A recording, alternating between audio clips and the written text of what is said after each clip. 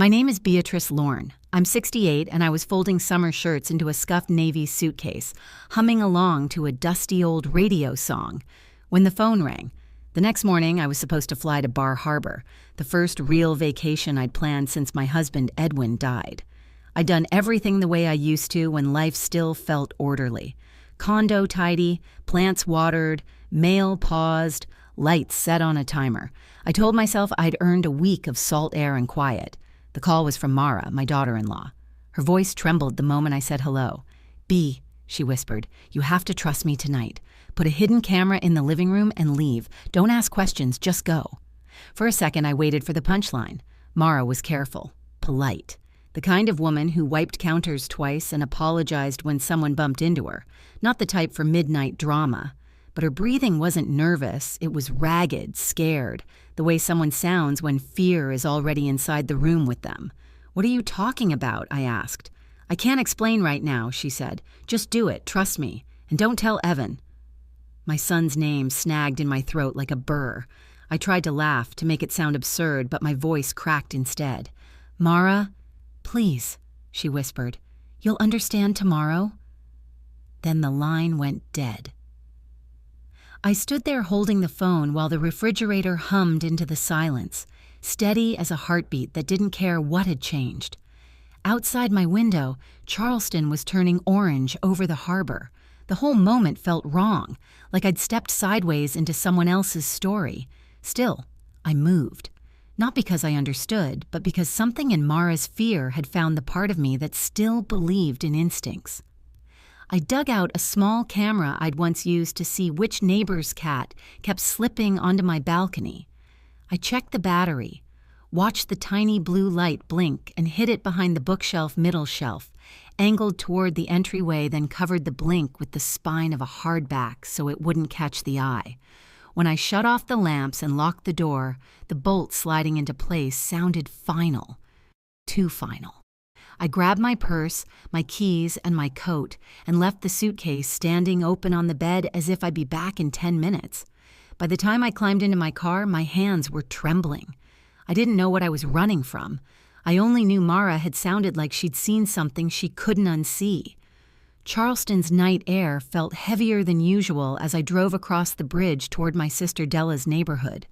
The tide was low, the marshes silver in the moonlight, and each streetlight I passed seemed to flicker like a pulse. I told myself I was being ridiculous, an old woman chasing ghosts through her own imagination. But Mara's voice stayed sharp in my mind, and the camera I'd left behind kept recording a home I suddenly wasn't sure belonged to me anymore. Della opened the door before I could knock, her robe loose at the waist, her face half asleep and puzzled. "Beatrice? Weren't you flying tomorrow?" "I needed to get out tonight," I said. It was all I could manage without my voice doing something embarrassing. She studied me for a beat, then stepped aside. That was the mercy of sisters. They didn't demand explanations while your insides were still rearranging themselves.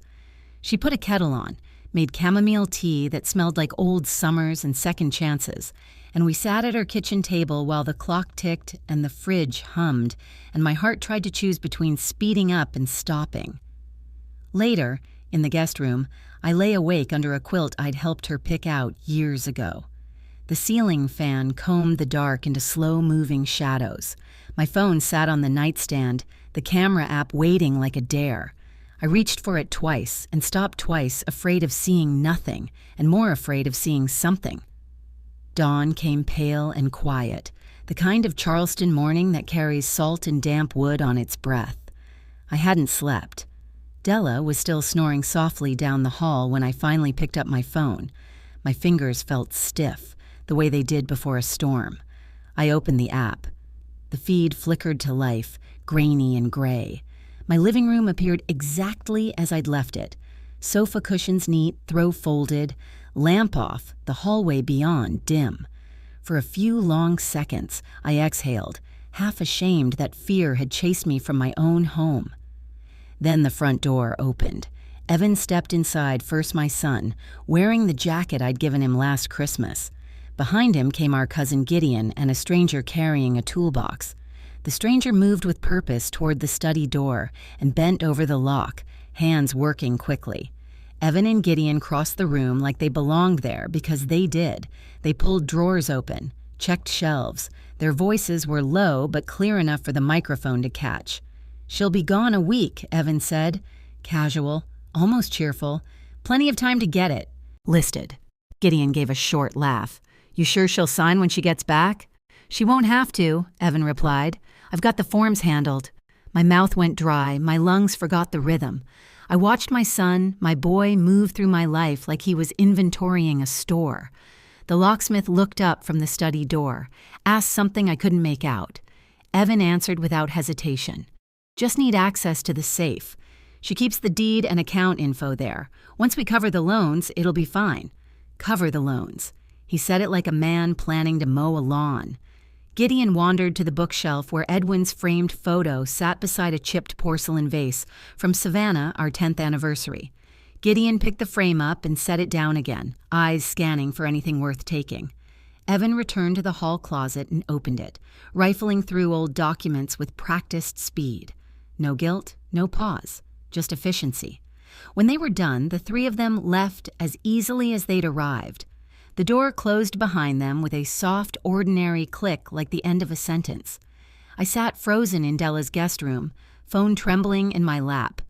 Outside, the sun climbed over the marshes, turning the water gold. Inside, something in me broke quietly and cleanly, like glass finally giving in to pressure.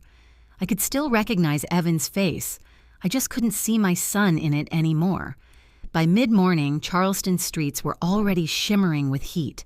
I sat in a small cafe off Meeting Street, hands wrapped around a coffee that had gone cold long ago. After the footage, I'd called Mara. My voice had sounded like it belonged to someone else, thin, careful, as if one wrong syllable might crack me in half. She told me not to go home. Not yet. She asked me to meet her alone. When she arrived, she looked nothing like the composed young woman I'd first welcomed into our family. Her hair was pulled back too quickly, her blouse creased as if she'd dressed in the dark, and her eyes carried the puffy shadow of a night spent staring at a ceiling. She slid into the booth across from me and glanced toward the window before speaking. "I saw it too," she said quietly. "I didn't know if you'd believe me unless you saw it for yourself." The words landed with a strange tenderness and a brutal weight. I swallowed, my throat tight. "How long?" I managed. "A few weeks," she admitted. "He asked me to help organize files for his business, just invoices, receipts, paperwork. I found copies of your signature on power of attorney forms." She shook her head, small and fast. "They looked wrong, too clean, like someone traced them." My fingers curled around the mug. The ceramic felt too hard. Too real. "When I asked," she continued, "he brushed it off. Then last week I overheard him talking to Gideon about selling your condo after moving you into a comfortable place. Like it was already decided." My stomach rolled. The cafe sounds, spoons clinking, a chair scraping, a barista calling a name became distant, as if the whole world had stepped back to give the truth room. "He's your husband," I said. And it came out neither accusation nor comfort, just fact. "I know," Mara whispered, "but what he's doing isn't love. It's panic." Her hands worried at a napkin, twisting it until it looked like a rope. "He's in debt. Something went bad, an investment, a project. I don't even know all the details because he stopped telling me the truth. Gideon keeps pressuring him, saying there's a way to fix it fast, even if it means taking what isn't theirs." Outside, a trolley rattled past, its bell echoing down the street like a warning you couldn't ignore. Mara's eyes shone. I tried to stop him. I told him he was crossing a line he couldn't uncross. He said I didn't understand. Then he got angry. Her voice broke on the last word. "That's when I called you. I couldn't keep pretending." For a long moment, I stared at the table between us, at the sugar packets and the small vase of wilting flowers, as if the right arrangement might make this make sense. I wanted to hate her for being the messenger. I wanted to cling to her for being the only one who'd tried to warn me. Mostly, I felt tired, bone-tired, like grief had come back wearing a new face. "I'm sorry," she said again, softer. "I didn't marry him for this. I thought he was better." I believed her. Maybe because her shame was too raw to perform, or maybe because I needed one person in this story not to be lying. That afternoon, Mara drove me to a law office tucked behind a row of oaks on Broad Street. The sign read, Hollis and Crane Elder Law and Estate Services, a place I'd passed 100 times without imagining I'd ever walk in, carrying proof against my own child. Inside, the reception area smelled faintly of lemon polish and old books. The attorney, Mr. Langford, was in his early 60s, with gray hair and a calm voice that didn't tilt toward pity. He listened without interrupting as I explained the call, the camera, the footage, the forged forms. When I finished, he folded his hands. "Mrs. Lorne," he said gently, "what you're describing is potential financial exploitation. We'll move quickly." The first papers he slid toward me felt heavier than they should have. An injunction to protect the property title, revocation documents, bank authorizations. Each signature I gave was a small severing thread after thread between the life I thought I had and the life I now had to defend. When we were done, Mr. Langford placed everything in a folder and tapped it once. Precise. "This will hold for now," he said. "Keep any messages, save any footage, and don't confront him alone." Outside, late light turned the old city gold. I clutched the folder to my chest as if it were armor. Family had always felt like the safest place to stand. That day, I learned how necessary it can be to build a wall between love and safety. 2 nights later, sleep still refused to come. I stayed at Della's with the folder of documents on the nightstand beside me like a second heartbeat quiet, persistent, impossible to ignore. At midnight, I opened the camera app again. My living room glowed on the screen in washed-out grays, the lamp by the sofa, framed photos on the mantel, the faint reflection of a streetlight in the window. For a moment, everything held still. Then the front door opened. Evan walked in with Gideon again. They moved differently now, less cautious, almost comfortable. Gideon carried a clipboard this time. Evan swept his phone's flashlight over shelves and cabinets as if he were touring a house he planned to buy. "There's more here than I thought," Gideon said with a low laugh. "You could clear half your debt with her antiques." Evan didn't answer right away.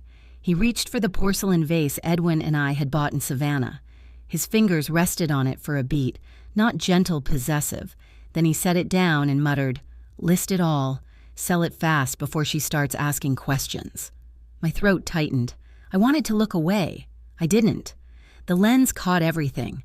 Hands rifling through drawers, Gideon photographing jewelry, the two of them talking like businessmen dividing assets.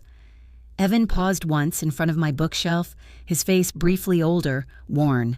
For a heartbeat, I almost saw the boy who used to leave love notes on the fridge in sloppy pencil. Then he turned away, and that boy vanished. I recorded the live feed and saved it with the date and time stamped cleanly on the corner, just like Mr. Langford had shown me. It felt mechanical, like operating a machine you never wanted to learn. In the morning, I drove straight to the law office. Mr. Langford watched the clips without blinking much, jaw set. "This is enough," he said. "We'll act today." Enough. Such a small word for something that had smashed the foundation of my life. By early afternoon, the rain from the night before had cleared, and Charleston looked freshly washed, as if the city had been granted a reset I hadn't earned. We met outside my building, Mr. Langford with his briefcase, the building manager, Mr. Keats, nervous behind a clipboard, and Mara arriving last with exhaustion carved into her eyes. We went up together. The hallway felt narrower than I remembered. Even the carpet seemed unfamiliar, as if the building itself had shifted while I was gone. At my door, voices leaked through the wood. Evan's low and tense, Gideon's sharper. "She won't even notice," Gideon was saying. "Just sign it when I—" The sentence died when I unlocked the door and stepped inside. Evan froze. Gideon's smile slipped off his face like a mask losing its string. For a long second, no one spoke. Gideon edged backward toward the couch, suddenly interested in leaving. Evan tried to recover first. That was always his talent, finding the angle where he still looked like the good guy. "Mom," he said, forcing a smile, "you weren't supposed to be back yet." "No," I replied, and my voice surprised me with how steady it was. I wasn't.